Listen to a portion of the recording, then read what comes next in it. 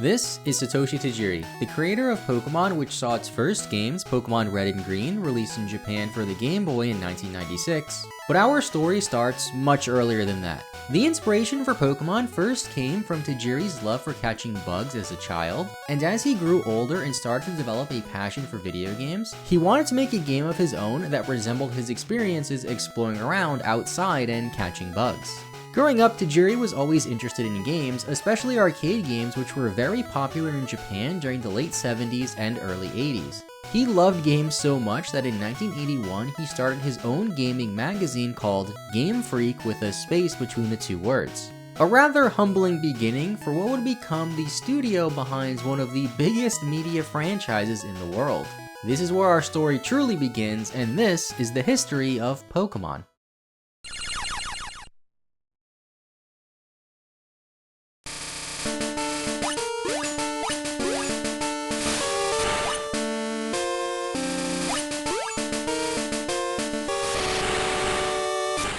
The GameFreak magazine at first was made by Tajiri alone. The original copy was handwritten and stapled together and wasn't released until 1983. The magazine would focus on showing how to achieve high scores in various arcade games as well as Easter eggs, with the highest selling issue of GameFreak selling over 10,000 copies. Not bad for an independent magazine that was only in Japanese, but as GameFreak grew, Tajiri realized he would need some help. This is where he would meet Ken Sugimori, the artist who drew a lot of the original art for the Generation 1 Pokemon games and is still with GameFreak today. Sugimori found the GameFreak magazine in a store and wanted to get involved with GameFreak. With another person on board specializing in art, the magazine grew. However, the two young passionate gamers wanted to make a game of their own. Tajiri had studied how to program in the past and purchased the necessary hardware to program for a Famicom. GameFreak, the game studio without the space between the two words, was started in 1989. Tajiri and Sugimori pitched their first game, Mendel Palace, to Namco, which also released later in 1989 for the NES.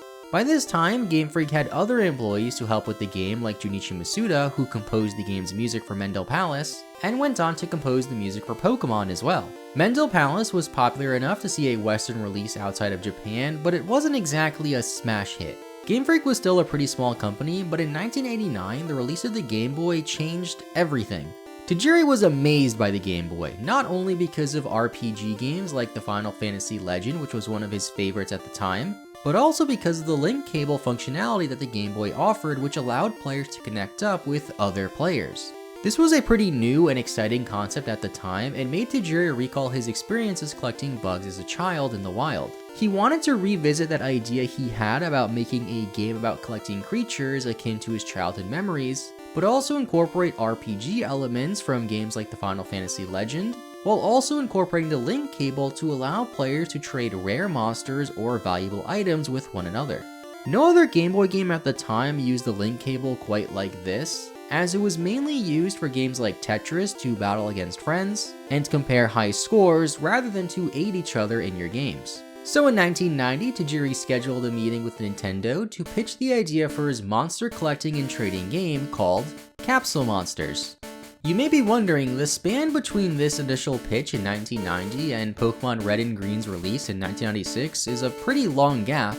So what happened during that time? Well, unfortunately for Tajiri and GameFreak at the time, Nintendo wasn't that impressed with the Capsule Monsters pitch. They did have some solid foundations here, as you can see by some of the concept art that is floating around the screen now. It's amazing how some of this pitch was still even preserved, and to summarize it, Pokemon, or Capsule Monsters at this time, was a more RPG-focused game, with the pitch including difficult dungeons that went underground for many levels, housing rare creatures at the bottom, some creatures that you were unable to obtain even, a charisma feature that some other RPG games had at the time, and of course, trading these rare creatures was a key focus for this game.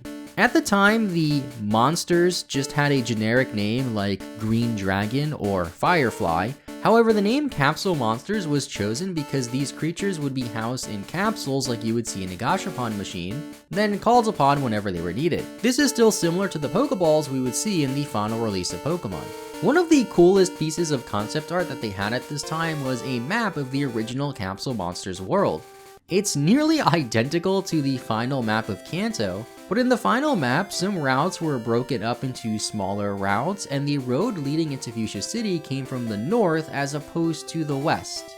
The first sprite sheet of monsters made for Capsule Monsters featured many monsters that would eventually become Pokemon, like early versions of Rhydon, the first monster they ever made, as well as about 30 other Pokemon that would also make it to the final game, some with heavier revisions than others, and some that were scrapped along the way entirely.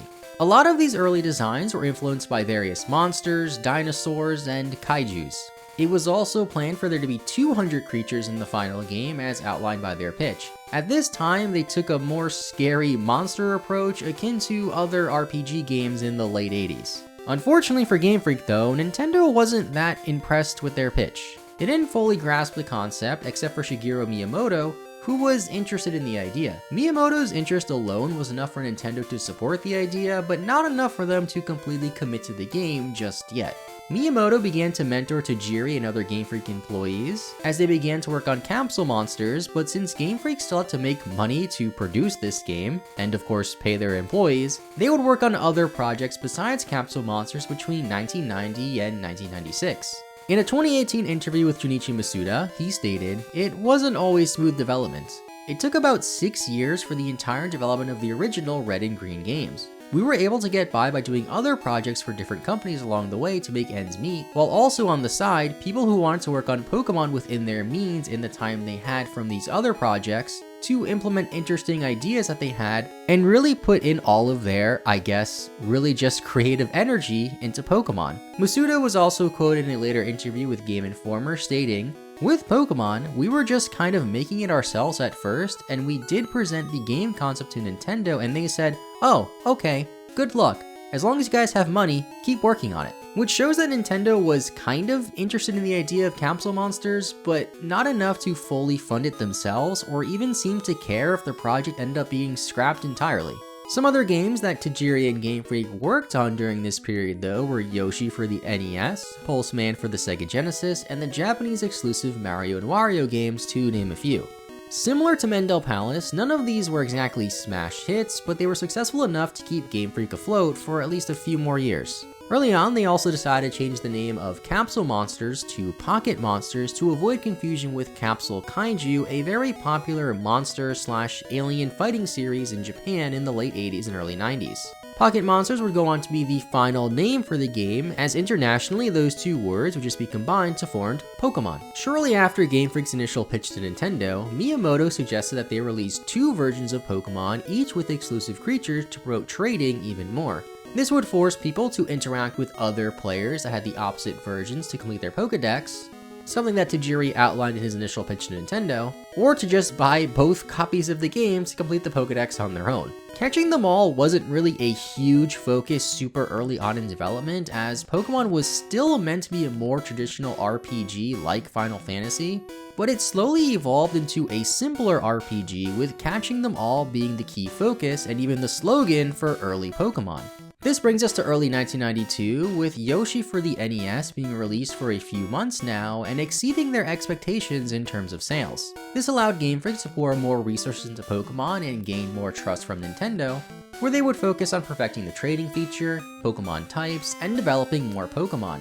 It's speculated that the concept of gym leaders began development around this time as well, which would act as the game's main bosses. Ken Sugimori tweeted out some pictures he drew for the concept art of the gym leaders a few years ago, which has some noticeable differences from the final roster of 8. The first gym leader appears to be a young kid that was cut from the final game, and Giovanni is just missing. We can assume that this kid was initially supposed to be the Viridian City gym leader and could have acted as an easier gym leader to introduce us to how gyms worked, with the other gym leaders being slotted 1 number later than they were in the final version, with the exceptions of Sabrina, who was supposed to be the 8th gym leader initially, and Blaine, who remains as the 7th gym leader. Blaine's design is still different than it is in the final game though, with him having some more hair in the early design, as well as what appears to be some sort of military uniform, while also doing a salute. This design is even featured in the game's original manual, which suggests that Blaine's redesign didn't happen until very late in development. As for Pokemon that were developed early on, one of the Pokemon developed during this time was Magnemite.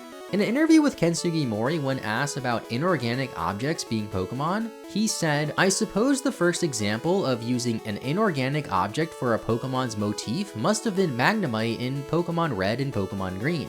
This was an idea that the game's director Satoshi Tajiri thought up. On the work order, he'd just written something like, a magnet Pokemon, and then I designed it." Some other Pokemon developed around this time would include the 3 legendary birds, or Mirage Pokemon as they were called early on.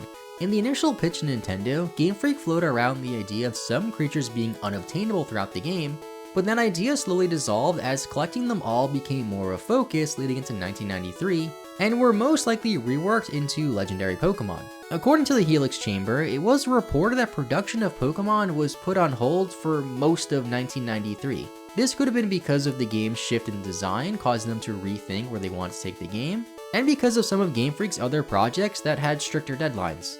During this time, however, Game Freak would experiment with more cute monsters to appeal to a wider audience. When asked about Pokemon design, Sugimori said, "Since the game wasn't just about getting monsters to fight, but also collect and trade, having only tough-looking monsters wasn't enough. At the time, we only had 3 designers, and I was the main one in charge of Pokemon designs. However, I am a male, and I was designing from the perspective of a man, so the thought of cute monsters didn't even cross my mind. So that's when we got help from a female designer, Nishida-san. Not everyone looks for the same thing, meaning you have to have a lot of variation. We made weird Pokemon, huge Pokemon, mechanical Pokemon, and after considering all these variations, I thought, we need more cute ones." Up until this point, most Pokemon were just based off of monsters or demons, so with the help of Atsuko Nishida, they started developing cuter Pokemon like Vulpix, Eevee, Dratini, and what would go on to be the series mascot, Pikachu. Without Nishida, there's a good chance that we would have never even had Pikachu, and it makes me wonder what the mascot would have been. The design team would also tinker with alternate evolution methods too, like stone evolution here, fossil Pokemon, and more items as a whole. Some Pokemon were even meant to have more evolutions, however space was starting to become an issue, so they had to cut some Pokemon's evolutions, which ultimately led to the final count of Pokemon being 150, or rather 151, as opposed to the original planned number of 200, which was detailed in the original pitch to Nintendo. So in 1994, as Game Freak focused more on creating the 151 Pokemon, the Super Game Boy was released for the Super Nintendo. This allowed you to play your Game Boy games on your Super Nintendo with some pseudo-color, as this all predates the release of the Game Boy Color, so most people were just used to playing their Game Boy games in black and white. In an interview with Ken Sugimori, he stated, "Game Boys only had black and white as colors. When Pokemon Red and Green was first in development, none of the Pokemon had any colors. They were represented in black and white, and were colored that way in a pixel art style. Back when it was in development, in 1994, they released an adapter called the Super Game Boy that lets you play Game Boy software on televisions through the Super Famicom. The Super Game Boy had a function that added pseudo colors to a game, and for the first time we were able to give Pokemon colors." Some of the other Pokemon developed in this time include Magikarp, Abra, and Alakazam, as well as Snorlax due to the game designer's suggestions that they make a Pokemon that would temporarily block a player's path. They realized that many of the routes were barren when playtesting the game too, so adding a few new Pokemon unique to each route added a lot to the overall experience. When it came to designing the Pokemon, Game Freak even held polls to see which Pokemon the fans would like more. This aided in development to make sure that they kept in the best Pokemon while they had to trim down the roster. This of course led to some Pokemon that were cut and never saw the light of day. However, some of these cut designs were also reworked into later Pokemon games. 1994 was also when they would focus on fleshing out the rest of the Pokemon world by developing more NPCs, the overworld sprites, and even Professor Oak. By the end of 1994, most Pokemon were created, so leading into 1995, Game Freak began to put it all together to reach their targeted release date of late 1995. Some early screenshots of the game show how close it is to the end product at this time. The title screen is nearly identical, and the in-battle menus are also the same as well. Around this time was when they also decided on the idea of starter Pokemon. It was ultimately decided to use Bulbasaur, Squirtle, and Charmander because they wanted the starter Pokemon to be of different types, with stats that were good, but not too good to make the game too easy. 1995 wasn't all smooth sailing though. By this time, a lot of the funds that Game Freak had got from previous titles like Yoshi were running dry, and they had barely enough money to pay their own employees. Some employees left, and Tajiri had to work many unpaid hours just to get his game finished. It's reported that at this time he wasn't even taking a salary and was living off of money borrowed from his parents. Luckily for GameFreak and Pokemon, a new investor in the form of Creatures Inc. would invest in GameFreak. They bought 1/3 of Pokemon, with the other 2/3 being currently owned by Pokemon Company and Nintendo. Creatures Inc. still works with Pokemon even to this day, developing 3D models for Pokemon video games and the trading card game. Without this investment from Creatures Inc., it's likely that Pokemon could have been delayed even more or just cancelled outright. With the holiday 1995 deadline looming though, and the buggy mess that the game was still in, they had to delay the game a bit longer until February 27th, 1996, which is now known as Pokemon Day, and is also the reason why the in-game trademarks for Pokemon Red and Green and even Red and Blue say 1995 instead of 1996. While finishing up the game, Shigeki Morimoto, one of the programmers at GameFreak, recalled a conversation he had with Tajiri about adding an elusive Pokemon to the game that was very difficult to obtain. The team at this point had already developed Mewtwo and wanted to flesh out an origin story for Mewtwo, and thus Mew was born. Mew was snuck into the game late into development by Morimoto, and the only way to obtain it was through exclusive events, and of course through glitches. And finally, after about 6 years of development and many setbacks, Pokemon Red and Green version finally released in Japan. While the end product was far different than the original pitch for Capsule Monsters 6 years prior, Tajiri finally released his dream game with the help of his company, GameFreak. Pokemon had a little bit of a slow start at first, before picking up in popularity in the later half of 1996. Pokemon then began to take over Japan and slowly started to set their sights on an international release.